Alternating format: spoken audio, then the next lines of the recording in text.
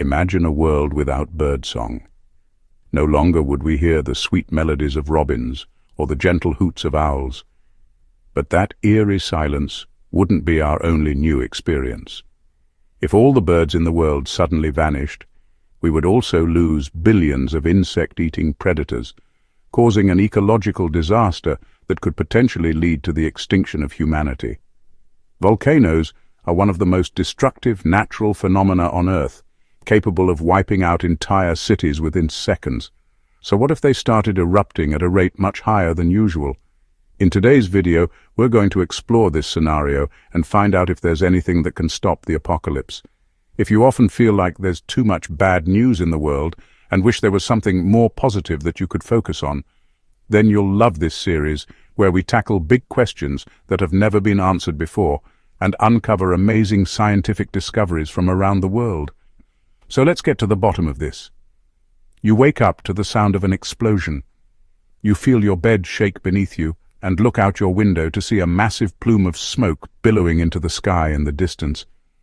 A volcano has just erupted.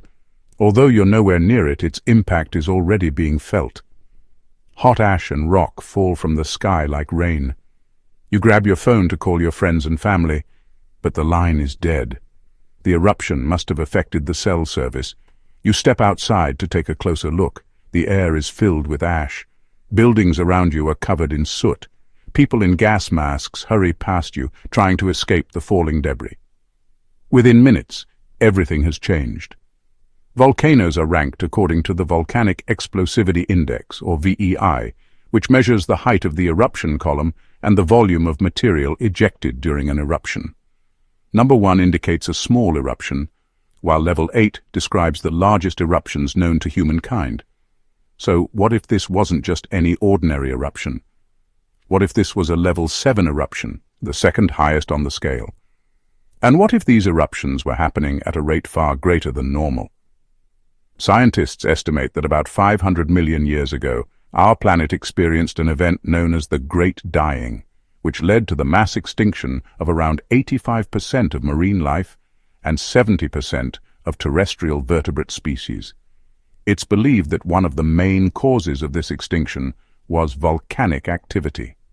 Research suggests that over a period of several thousand years, more than 200,000 cubic kilometers of ash and lava was released into the atmosphere after massive volcanic eruptions in present-day Siberia. This led to global warming and ocean acidification, destroying entire ecosystems. Now imagine if this happened again. In order to understand what happens when a volcano erupts, we first need to learn how volcanoes work. Beneath the Earth's surface, rocks are heated by the planet's core, which creates a molten mixture called magma. When the pressure is high enough, the magma forces its way up through cracks in the crust and is released as lava. Volcanoes usually form when this happens repeatedly in the same place.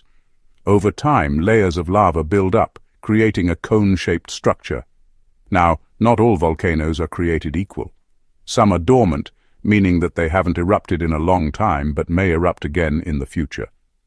Others are active, regularly releasing lava, and some are potentially active, having shown signs of life in the past, but with no guarantee of future eruptions.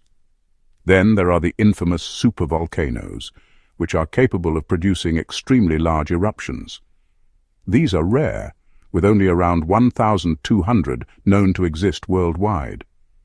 So what if there was a sudden increase in volcanic activity across the globe? What if every dormant volcano began to rumble back to life? We begin to notice a trend. At first we might dismiss it as coincidence, but as the weeks pass, it becomes clear that something is wrong. Every day there is news of another eruption somewhere else in the world. We watch nervously as Mount Vesuvius erupts, burying Naples in ash. We hear of Mount Kilimanjaro rumbling to life, spewing lava down its slopes. We see that Mount Fuji has blown its top, sending shockwaves across Japan. With each passing day, more people flee their homes to escape the destruction. Those who stay behind struggle to breathe through the thick smoke that fills the air. Plants wither and die. Animals perish in the toxic ash. Within months, the earth looks like a graveyard of soot. Eventually, we realize there is no escaping this disaster. The entire planet has become a battleground between the elements. When a volcano erupts, it doesn't just spew molten lava, it also releases large amounts of gases, including water vapor, carbon dioxide, sulfur dioxide, and hydrogen sulfide. As these gases reach the upper atmosphere, they interact with other compounds, forming clouds of sulfuric acid. These particles reflect sunlight back into space, causing temperatures to drop. On the flip side, carbon dioxide and water vapor trap heat, leading to a gradual increase in global temperatures. It seems that there is nothing we can do. Entire nations have been wiped out in a matter of days. Most of our crops have died, leaving us with little food. Even if we manage to avoid the initial blast, we won't survive in the long term. But it gets worse. Underwater volcanoes are also beginning to erupt, creating tsunamis that devastate coastal communities. As the seawater evaporates, it leaves behind massive deposits of salt. With agriculture now impossible, people turn to the ocean for food, but most fish have been killed by the polluted water. Only the hardiest of creatures remain, such as jellyfish and plankton. Hunger and thirst take their toll on the human population. Within months, our numbers are dwindling. By now, most of the planet's landmass is covered in ash, and the sky is filled with smoke. The sun is almost invisible, hidden behind a veil of pollution. The Earth has become a dark and hostile place. The climate has changed so much that native plants and animals can no longer survive. Ecosystems have collapsed. Most of us probably imagine volcanoes as towering mountains that spew lava and cause widespread devastation when they blow their tops. However, the truth is that more than 90% of volcanoes lie beneath the ocean. And now, those underwater volcanoes are waking up too. As underwater volcanoes erupt, the water temperature rises rapidly, triggering hydrothermal explosions.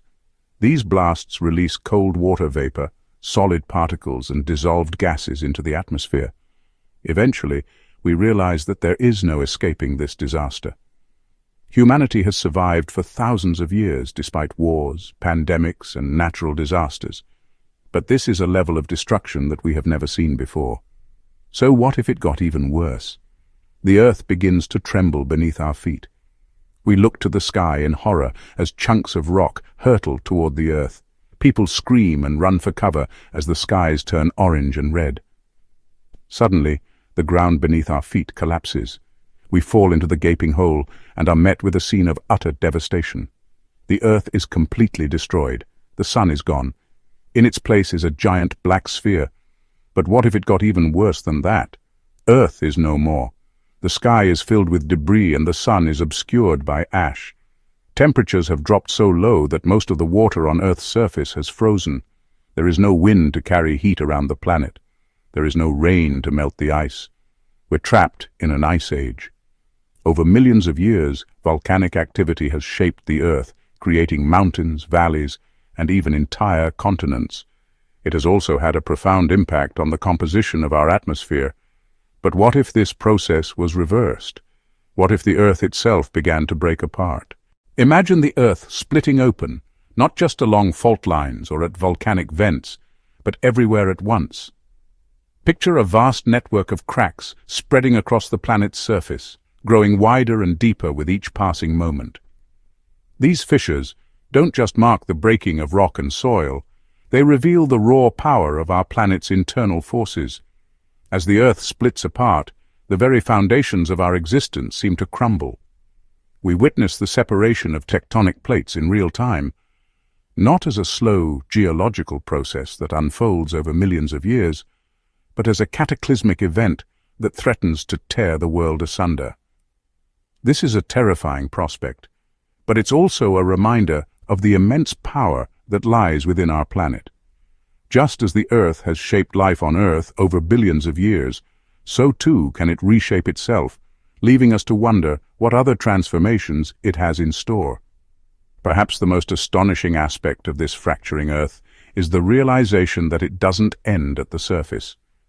The cracks penetrate deep into the planet's core, disrupting the delicate balance that has existed for eons.